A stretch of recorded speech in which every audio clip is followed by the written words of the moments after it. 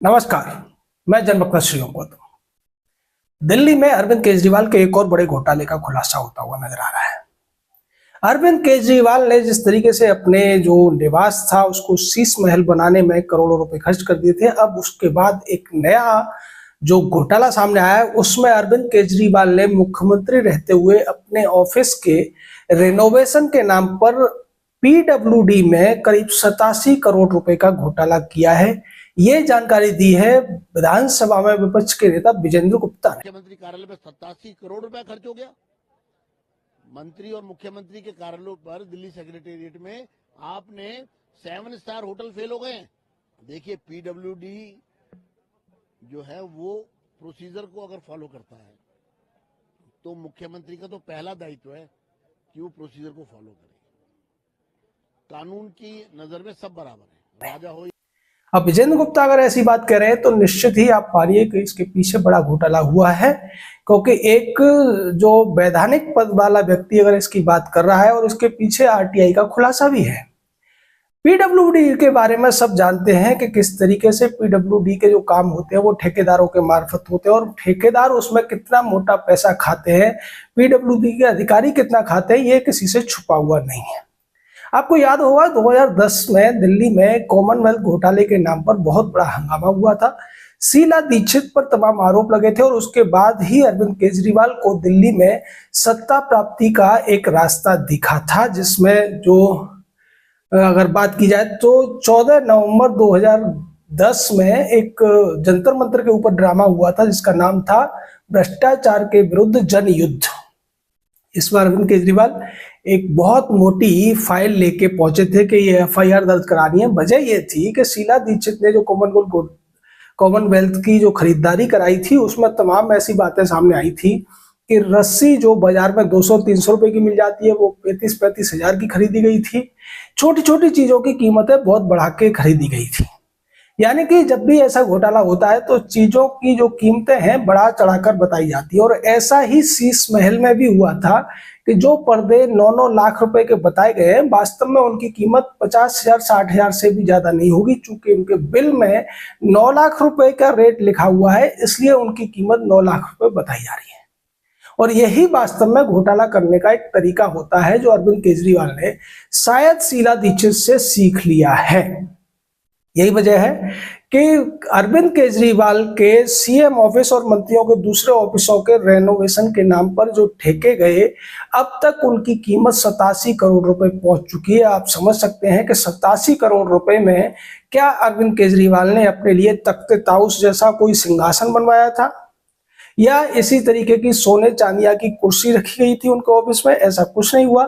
यानी कि वहां पर बिलों को बढ़ा चढ़ा करके पेश किया गया, उन्हें पास किया गया और अपने जो चहेते थे, पार्टी कार्यकर्ता थे, अपने रिश्तेदार थे, उनके माध्यम से 87 करोड़ रुपए का चूना लगा दिया गया दिल्ली के टैक्स पेयर्स को। यह है केजरीवाल के काम करने का तरीका। केजरीवाल ने एक तरीका अच्छी तरीके से सीख लिया है, क्योंकि वो आईआरएस में ट्रेनिंग प्राप्त करके असिस्टेंट कमिश्नर रहे थे। हालांकि वो दावे करते हैं कि वो कमिश्नर थे, कमिश्नर या जॉइंट कमिश्नर वो कभी नहीं बन पाए थे। उनकी पत्नी भी इनकम टैक्स डिपार्टमेंट में रही है और उन सबको पता है कि किस तरीके से इनकम टैक्स या दूसरे जो इकोनॉमिक ऑफेंस को देखने वाले जो संस्थाएं या जो भी एजेंसियां होती हैं वो क्या क्या ढूंढती हैं और उनसे कैसे बचा जा सकता है, ये अरविंद केजरीवाल और उनकी पत्नी सुनीता केजरीवाल अच्छी तरीके से जानते हैं। यही वजह है कि ये 87 करोड़ रुपए का घोटाला हो गया और किसी को कानो कान खबर तक नहीं हुई। अब तो जाने कैसे किसी ने आरटीआई लगा दी और इसमें किसी के दिमाग में खुराफात जागी कि अगर केजरीवाल ने अपना जो शीश महल बनाने में 50-60 करोड़ का घोटाला किया है तो पीडब्ल्यूडी में भी जरूर किया होगा। ऐसा केजरीवाल स्कूलों के मामले में भी कर चुके हैं। जो स्कूल बनाने का दावा वो बार बार करते हैं, टीवी चैनलों पर दिखाया जाता है। कोई भी टीवी चैनल का पत्रकार या पक्षकार या फिर प्रपंचकार उनसे सवाल नहीं करता कि जो आपने दावे किए हैं उनकी सच्चाई क्या है, क्योंकि स्कूल बनाने के नाम पर जो 20,000 स्क्वायर फीट के नाम पर बिल बनाए गए उनमें स्कूल में दिया क्या गया? जो पत्थर और गार्डर की छत होती है वो बना दी गई, यानी कि लेंटर की छत भी नहीं डाली गई और आपने बिल बना दिया 20,000 रुपए स्क्वायर फुट का। इस पर थोड़ा बहुत हंगामा हुआ, लेकिन केजरीवाल अच्छी तरह से जानते हैं कि ऐसी चीजों पर थोड़े दिन हंगामा होता है और अगर मीडिया को मैनेज कर लिया जाए तो फिर ये चीजें आराम से दब जाती हैं।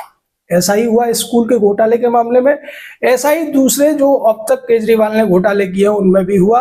केजरीवाल का सबसे बड़ा पहला घोटाला था वो चंदा घोटाला था। उसमें 25 करोड़ रुपए के एसएमएस कार्ड अन्ना एसएमएस के नाम पर इन्होंने बेचवाए थे और वो सारा पैसा अन्ना और केजरीवाल ने खा लिया था। बाद में एक केस फाइल हुआ था पटियाला हाउस कोर्ट में। अन्ना उस बात से मुकर गए थे और उन्होंने बाकायदा टीवी चैनलों पर आकर ये कहा था कि इस घोटाले से मेरा कोई लेना देना नहीं है, केजरीवाल ने ये पूरा घोटाला किया है। अब उसकी बात कहीं नहीं होती है, किसी चैनल पे आपने नहीं सुना होगा, किसी बड़े तथाकथित पत्रकार द्वारा ये सवाल उठते हुए नहीं देखा होगा कि वो एसएमएस घोटाला क्या था। उसी तरीके से रामलीला मैदान हो या जंतर मंतर का जो अनशन हुआ था, उसमें भी लाखों करोड़ों रुपए का चंदा केजरीवाल ने हड़प लिया था। तो केजरीवाल की ये नीति रही है पिछले 10-12 सालों में कि घोटाला करो, छोटा छोटा करो, जिससे कि कोई भी व्यक्ति अगर सवाल उठाएगा भी तो मीडिया ही उसको दबा देगा और ये कहेगा कि एक व्यक्ति जो इनकम टैक्स में कमिश्नर था, जो इतने बड़े पद पर था, उस पद को छोड़ के आया है, वो क्या 1-2 लाख या 2-4 करोड़ का घोटाला करेगा।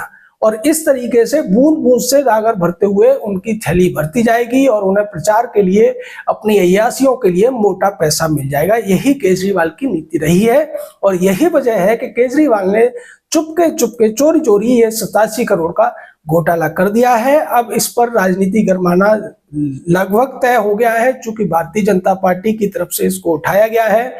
आने वाले दिल्ली चुनावों में जैसे शीश महल का मामला उठेगा तो ये ऑफिस रिनोवेशन करने के नाम पर, ऑफिस सुधारने के नाम पर जो घोटाला किया गया है, इसकी आंच भी केजरीवाल पर जरूर पड़ेगी। जय हिंद, जय भारत।